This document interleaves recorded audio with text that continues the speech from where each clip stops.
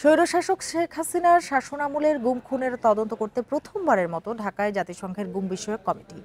এই কমিটি সোমবার আইন উপদেষ্টা ও চিফ প্রসিকিউটরের সঙ্গেও বৈঠক করেছেন। বৈঠক শেষে আইন উপদেষ্টা বলেছেন, গুম বিষয়ে আইন হচ্ছে, আইনের আওতায় কমিশন গঠনের পরিকল্পনা নেওয়া হয়েছে। বান্ডেল থাকলে প্রতি সেনমানিতে টাকা বাঁচবে। বিকাশ সেনমানি বান্ডেল কিনে জিতুন প্রতি লেনদেনে। ছাত্র জনতার গণ অভ্যুত্থানের মুখে গত ৫ আগস্ট ভারত পালিয়ে যায় পতিত সরকারের প্রধানমন্ত্রী শেখ হাসিনা। অবসান হয় ১৫.৫ বছরের স্বৈরশাসনের।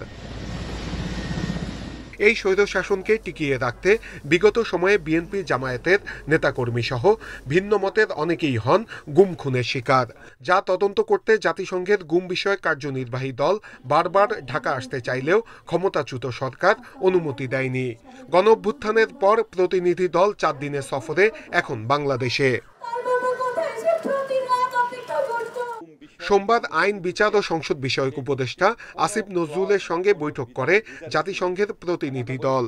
বৈঠক শেষে উপদেষ্টা জানান, গুম বিষয়ে সরকার আইন প্রণয়নের উদ্যোগ নিয়েছে। গণ অভ্যুত্থানের বর্ষপূর্তির আগেই এই আইন সহ বেশ কয়েকটি ভালো আইন করা হবে। ওনারা বলেছেন এটার মেয়াদ বাড়ানো যায় কিনা, তা আমি বলেছি এর সিদ্ধান্ত তো সরকারের পক্ষ থেকে সবাই বসে নিবে। আমি আমাদের প্রধান উপদেষ্টার কাছে এবং আমাদের মিটিংয়ে জিনিসটা উত্থাপন করব। তবে আমি তাদেরকে এটাও বলেছি, আমরা গুম বিষয়ক যে আইন করব সেই আইনের অধীনেও আমরা একটা খুব শক্তিশালী কমিশন গঠন করার ইচ্ছা রাখি, সেটা তাদের জানিয়েছি। উপদেষ্টা আরও জানান, ট্রুথ অ্যান্ড রিকনসিলিয়েশন কমিশনের 4টি অংশ থাকে। এর কাজ এরই মধ্যে শুরু হয়ে গেছে। ট্রুথ অ্যান্ড রিকনসিলিয়েশন কমিশনের 4টা অংশ থাকে।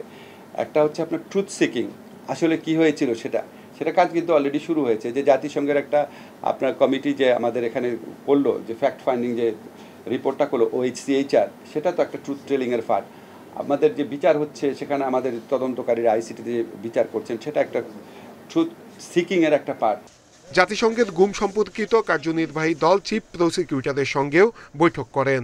এ সময় গুম সংক্রান্ত অভিযোগের বিচার ও সাক্ষীদের নিরাপত্তার বিষয়ে খোঁজ খবর নেন তারা। নূরে আলম, ইন্ডিপেন্ডেন্ট নিউজ, ঢাকা।